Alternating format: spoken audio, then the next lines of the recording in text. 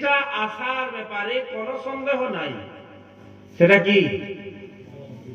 সেটা কি গো? মৃত্যু, মওত। সেই ব্যাপারে আমরা আজকে উদাসীন, কোনো চিন্তা ফিকির নাই। বুড়ো সাদা দাড়ি লামি পর্যন্ত দাঁড়িয়ে মনে হচ্ছে পীরে কামিল কবর থেকে উঠে এলো, না কোথা থেকে উঠে এলো পীরে কামিল, লম্বা লম্বা হিয়া দাড়ি, আর ফজরের নামাজ পড়ে সূরা ইয়াসিন হবে না দোয়া করে ইশরাক পড়বে, তা না করে বলছে কালকে ও এই করেছে, পরশু এই করেছে। আছে না নাই? আল্লাহ পাক হেফাজত করুন। তাদের কথা কানে কুড়াবো না ইনশাআল্লাহ। কি বলছেন?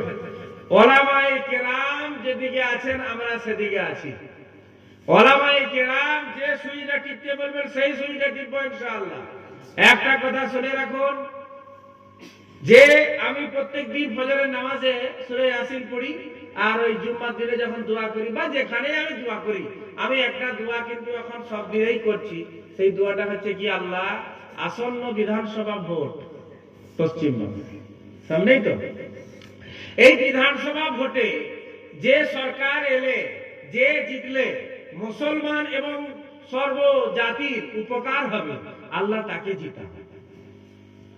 জিতা, তার শক্তিকে তুমি আরো বাড়িয়ে দাও। আর যার দ্বারা জাতির ক্ষতি হবে, মুসলমানের, বিশেষ করে মুসলমানের ক্ষতি হবে, তাকে তুমি নিস্তানাবুদ করে দাও, মিটিয়ে দাও, তার সমর্থকদেরকেও মিটিয়ে দাও। এই দোয়া আমি প্রত্যেক দিন করছি। এটা ভুল দোয়া না ঠিক দোয়া? এই দোয়াটা সবার করার দরকার আছে কি নাই? সবার দরকার। এবারে কিছু হুজুরের দলে তখন আমি আল্লাহ এটা কখন করে না, দোয়ার মধ্যেই আছে, দোয়ার মধ্যেই কিছু লোক আছে বলছে আল্লাহ যা বলেছে এইটা তুমি করবে। চিন্তা, জাতির চিন্তা নাই, মুসলমানের চিন্তা নাই।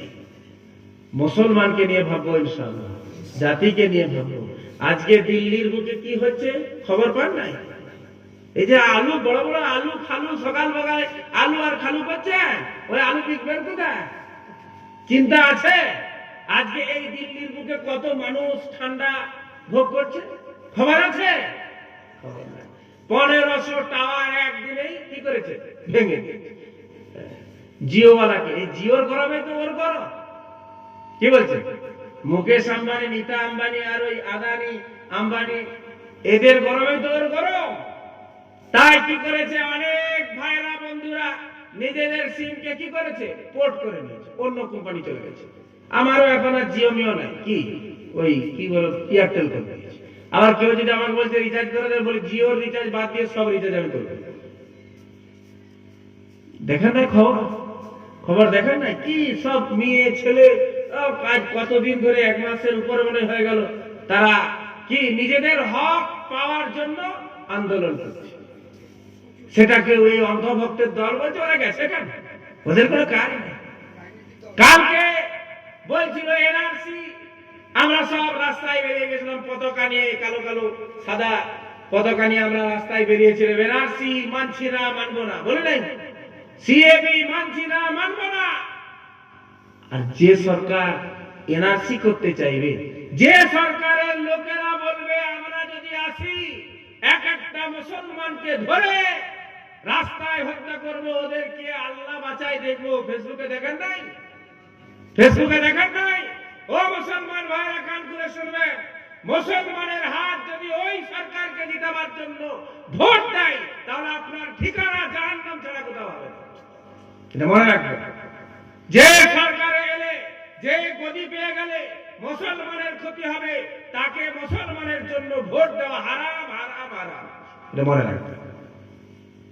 ভোটটা এরকমই না, ভোটটা আপনার অধিকার, ভোট আমার ব্যক্তিগত অধিকার, কিন্তু সেই অধিকারটা আমাকে যে জায়গায় ব্যবহার করলে জাতির উপকার হবে, আরো মানুষের উপকার হবে, সেই জায়গায় ব্যবহার করতে হবে।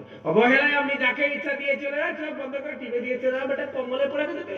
হ্যাঁ কি হলো, হারাম হলো, তোর গুনাহ হলো, কি আমাদের দিনে ধরা পড়বে। চোখ বন্ধ করে টিপে দিতে চায়, কেউ কিছু আমাকে বলবে না, ঠিক করে টিপেছে, কম্বলে চলে গেছে। কি হলো তাহলে? কি হলো? ঝামেলা। ভোটটা আপনি অপচয় করবেন, এমন একটা সরকারকে আপনি ভোট দিলেন।